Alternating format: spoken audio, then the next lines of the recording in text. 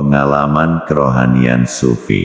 Bagian 3. Kalam Tuhan merangkum kedua aspek, yaitu kalam batin dan kalam yang bersuara yang Tuhan ciptakan tanpa sesuatu perantaraan.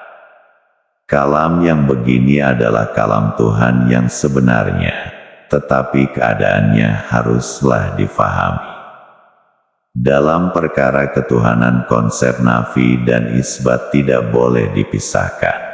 Mengenai suara gaib yang didengar oleh orang sufi, walaupun ia dinisbahkan kepada Tuhan, namun ia tidak menyamai wahyu. Wahyu merupakan terjemahan secara langsung kepada kalam hakiki. Suara gaib yang didengar oleh seseorang berhubung dengan hakikat yang menguasai seseorang itu. Perkataan demikian adalah terjemahan perutusan Tuhan yang diterima oleh diri batin seseorang.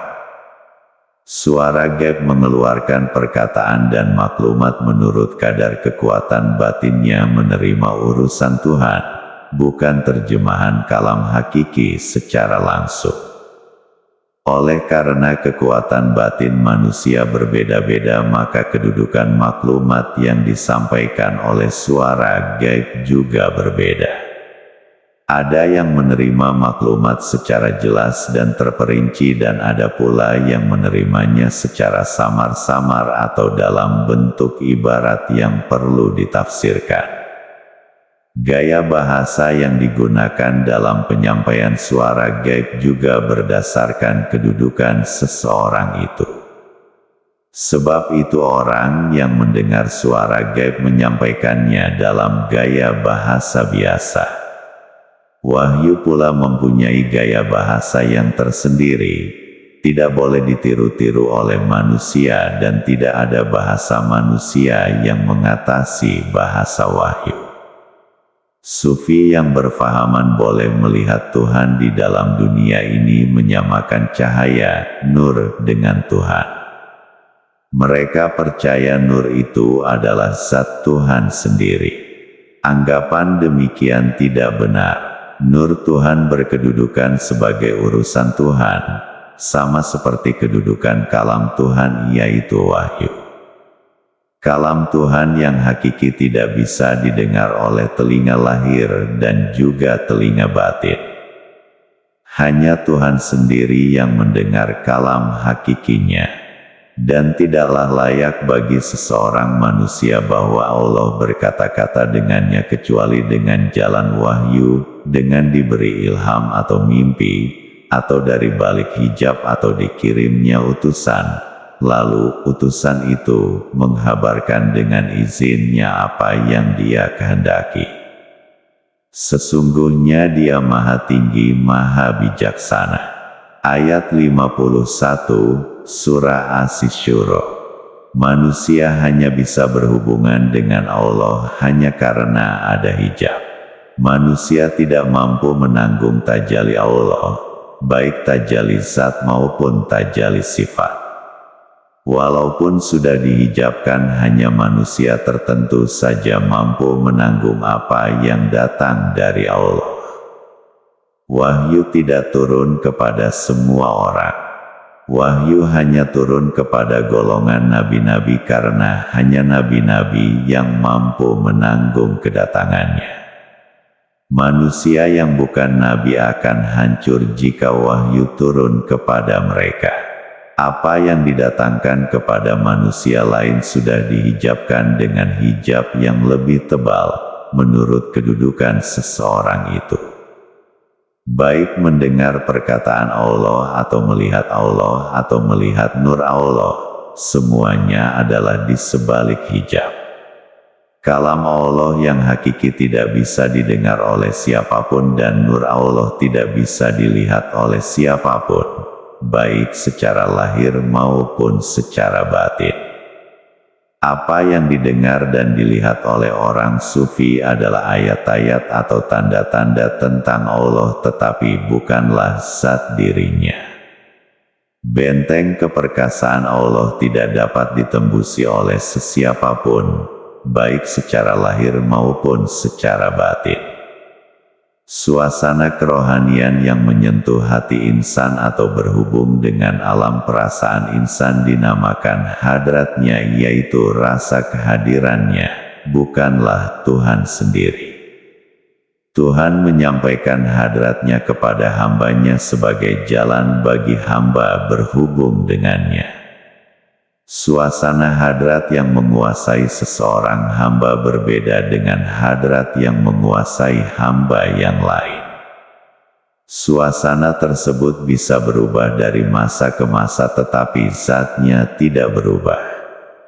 Dari berbagai macam pengalaman yang dilalui oleh orang sufi, tarekat sufi bisa dibagikan pada dua jenis. Jenis pertama adalah tarekat yang terlibat dengan pengalaman bersatu dengan Tuhan, dan tarekat yang kedua adalah yang membedakan Tuhan dengan hamba. Jenis pertama dipanggil tarekat sufi.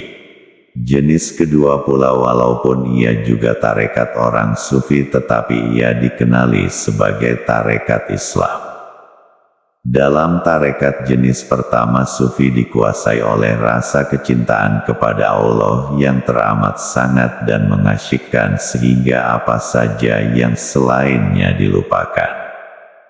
Golongan yang telah membuang segala kepentingan diri sendiri dan melupakan sekalian makhluk ini layak mendapat simpati, kasih sayang dan ganjaran. Walaupun berlaku perlakuan kufur menurut syariat lahir, tetapi ia terjadi bukan dalam kesadaran dan bukan disengaja. Kufur tarekat ini berbeda dengan kufur syariat yang disengaja dan dalam kesadaran.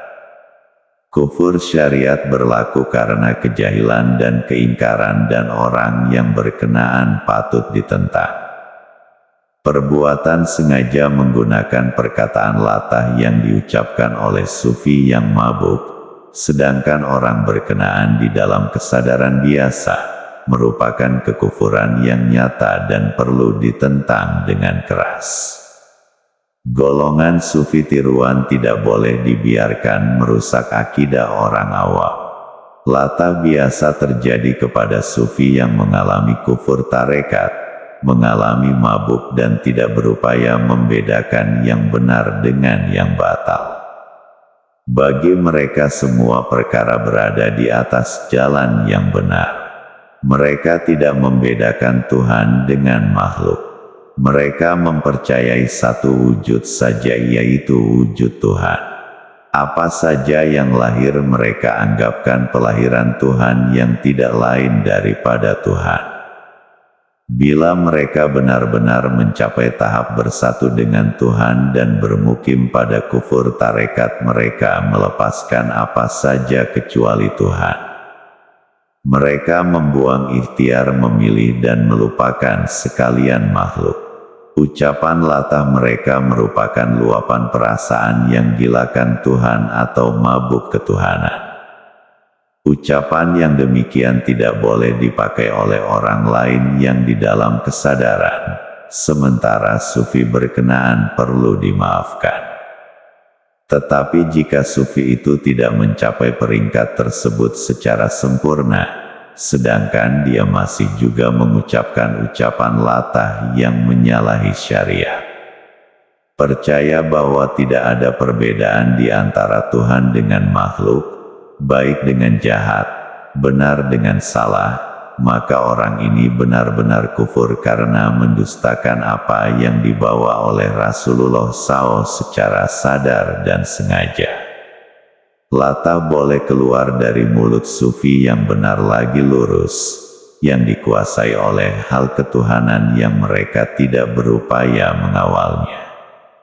Latah juga boleh keluar dari mulut orang jahat lagi pendusta yang menjadi racun, menimbulkan kekeliruan kepada orang banyak. Banyak orang yang dalam kesadaran biasa ikut-ikutan dengan doktrin yang diubah berdasarkan ucapan latah orang sufi. Akibatnya mereka merusakkan agama sendiri dan masuk kepada kesesatan. Sufi yang benar walaupun terlibat dengan ucapan latah yang menyalahi syariat, namun mereka teguh melaksanakan peraturan syariat seperti sholat 5 waktu, sekalipun mereka dikuasai oleh mabuk. Seorang sufi yang terkenal dengan mabuk, Abu Mansur Al-Hallaj, walaupun dikuasai oleh mabuk dan terlibat dengan ucapan latah, dia kuat mengerjakan sholat. Beliau biasa mengerjakan sembahyang sunat 500 rakaat sehari semalam. Sufi yang dikurniakan tarekat Islam selamat dari suasana mabuk dan latah. Mereka menuruti jejak Rasulullah SAW dalam kehidupan batin dan mengamalkannya dalam kehidupan lahir. Dalam tarekat Islam ada pengalaman perpisahan dan perbedaan di antara Tuhan dengan hamba selepas peringkat penyatuan. Sufi kembali menyaksikan perbedaan di antara yang benar dengan yang salah, baik dengan jahat. Sebenarnya tarekat Islam itu sendiri merupakan sebagian dari syariat Islam yang sempurna. Tarekat adalah sebagian dari syariat, bukan sesuatu yang berasingan. Berlainan istilah digunakan bagi membezakan syariat pada lahir dengan syariat pada batin atau antara hakikat syariat dengan keadaannya yang lahir. Lebih tidak mengelirukan jika digunakan saja istilah syariat lahir dengan syariat batin yang berkumpul sebagai syariat yang sempurna. Memanggil syariat lahir sebagai syariat dan syariat batin sebagai tarekat mudah menimbulkan kekeliruan dan membuka jalan kepada sufi tiruan, menabur fitnah dan syakwa sangka dalam hati orang yang jahil. Sufi yang dalam keasyikan dan mabuk adalah umpama seorang bayi yang dijaga sepenuhnya oleh ibunya. Ibunya menyayangi dan melindunginya. Si bayi boleh membuang air besar dan kecil di mana tempat, ibunya tidak akan marah. Tidak ada beban yang diletakkan oleh si ibu kepada bayinya. Apa juga yang si bayi lakukan, si ibu menerima dengan penuh kasih sayang. Si ibu mengakui bahwa si bayi tidak berupaya menjaga dirinya sendiri. Bila si anak itu sudah balik, kasih sayang dan perlindungan ibu tidak bisa dijadikan alasan untuk dia terus berkelakuan sebagai bayi. Dia sudah bertanggung jawab memikul beban dirinya dan tertakluk kepada peraturan dan adab sopan santun. Orang majsub dijaga sepenuhnya oleh Tuhan. Tuhan murka kepada siapa saja yang menyakiti orang majsub. Biasanya orang yang menyakiti orang majsub menerima balasan dengan segera. Perkataan orang majsub biasanya menjadi kenyataan. Keadaan yang demikian menyebabkan orang umum yang berminat dengan aliran tarekat tasawuf menganggap orang majsub sebagai orang keramat. Sebenarnya kekeramatan bukanlah milik seseorang. Ia adalah hak Tuhan yang dilahirkan dalam melindungi para pencintanya yang tidak berupaya melindungi diri sendiri. Setelah ahli majsub kembali sadar, maka bakat dan keupayaan dirinya kembali berfungsi dan fenomena kekeramatan jarang ataupun tidak lagi berlaku pada dirinya.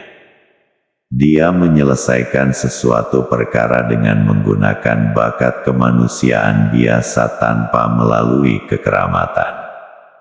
Sang Kiai